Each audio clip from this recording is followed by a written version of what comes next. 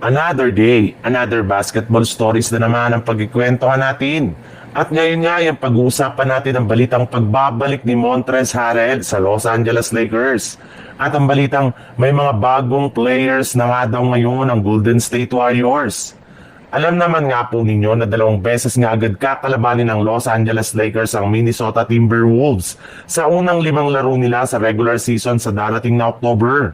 Ika nga, it's a revenge time para sa Los Angeles Lakers, lalo pat ang Minnesota Timberwolves nga ang naglaglag sa kanila sa first round ng playoffs last season. At mukhang handa rin naman nga nakalabanin ng Lakers ang Wolves, lalo pat nakahanda na rin naman nga ang kanilang triple tower ngayon na kinabibilangan ngayon ni DeAndre Ayton, Jackson Hayes at Maxi Kleber na siyang ipangtatapat nila sa frontcourt ng Minnesota na binubuo ni Rudy Gobert, Julius Randle at si Naz Reid. Pero kung akala nyo nga na hanggang dyan na lamang ang lakas ng Lakers, dyan nga po kayo nagkakamali dahil balak pa nga nila na kumuha ng mga bagong player kagaya na lang ng kanilang dating big man na si Montrezl Harrell na tinanggal pa lang sa lineup ng Adelaide 36ers, kaya isa na nga siya ngayong unrestricted free agent na nangangarap na makabalik sa loob ng NBA. Sa ibang balita naman, saktong 1 linggo na lang naman nga ang natitira bago ang media day ng NBA. Kaya fina-finalize na nga ng Golden State Warriors ang lahat ng kanilang mga gagawing move bago pa man magtapos ang off-season.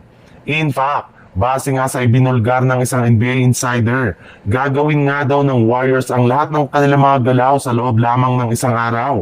At syempre, uumpisahan nga nila yan sa pagresolba sa sitwasyon ng kanilang batang player na si Jonathan Kuminga.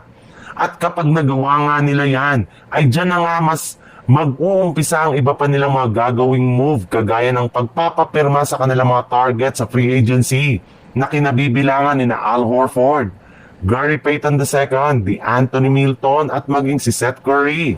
Sunod-sunod na nga nila yung gagawin next week. Yes, tama ang inyong narinig. Maging ang kapatid nga ni Stephen Curry na si Seth Curry ay kabilang sa mga manlalaro na kanilang kukunin ngayong off-season at magiging parte ng kanilang official lineup sa darating nilang kampanya. Matagal na rin naman nga daw itong request ng kanilang superstar ng mga nagdaang taon. Kaya pagbibigyan na ito ng kanilang front office.